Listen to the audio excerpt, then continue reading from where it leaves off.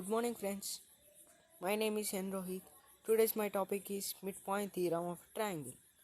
First of all, the introduction of a midpoint theorem of a triangle. A geometry deals with the geometric figures and their properties. Among the geometrical figures that we have dealt with in details is a triangle. However, we are not done with it. A triangle has another properties other than the basic ones, sides and angles. We also have properties that deal with midpoints of its sides and the sides themselves. In this lesson, we will explore the relationship between a line joining the midpoints of two sides of a triangle and the third side, which is aptly referred to as the triangle midpoint theorem. Vocabulary: midpoint, a point on a line segment that divides it into two equal parts. The point is equidistant from both endpoints of the segment. Theorem, a statement that is can be proven to be true using the already known facts and ideas. Proof of the midpoint theorem. In order to prove the midpoint theorem, we need to recall the major properties of angles formed when a transversal intersects a pair of parallel lines, especially alternate and corresponding angles. These angles together with vertical angles are always congruent. The midpoint theorem shows the relationship that exists between the line joining the midpoints of two sides of a triangle. The third side of the triangle. It states that line segment joining the midpoints of two sides of a triangle is parallel to the third side and of its length. Consider a triangle PQR below. Here we can see the PQR triangle. S and T are the midpoints of a PQ and PR respectively. According to the triangle midpoint theorem, ST parallel to QR and ST is equals to 1 by 2 QR. We can now prove the midpoint theorem. D and E are the midpoints of AB and AC respectively.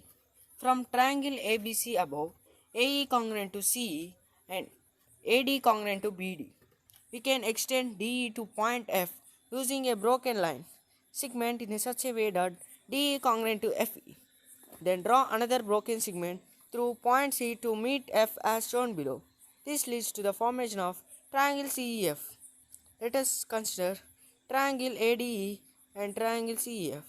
From the two triangles, AE congruent to CE.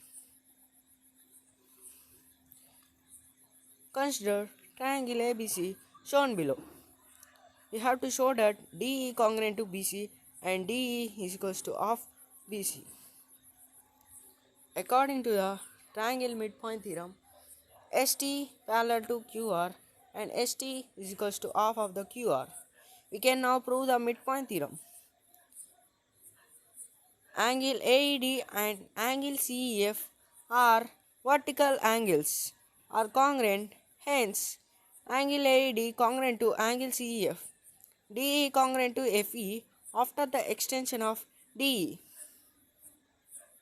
Angle AED congruent to angle CEF, DE congruent to FE and AE congruent to CE. Now using the SAS postulant, we can conclude that triangle ADE congruent to triangle CEF. Corresponding parts of a congruent triangles are congruent CP, CT, C. Therefore, angle ADE congruent to angle CEFE. Angle DAE congruent to angle ECFF and AD congruent to CF. In the diagram below, angle ADE congruent to angle CFE, alternate interior angles. Angle DAEE congruent to angle ECFF, alternate interior angles. This shows that AB parallel to FC, implying that DB parallel to FC and DB congruent to FC. This leads to the formation of parallelogram BCFD. And basing on the properties of a parallelogram, we find out that DEF parallel to BC, DEF congruent to BC.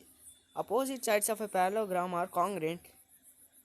It then follows that DE parallel to ABC, since DE congruent to EF and DEF congruent to BC. It also follows that DE congruent to the DF, hence DE congruent to half BC. We have proved the triangle midpoint theorem.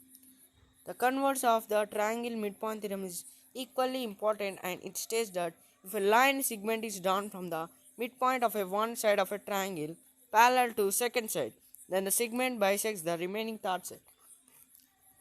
The end.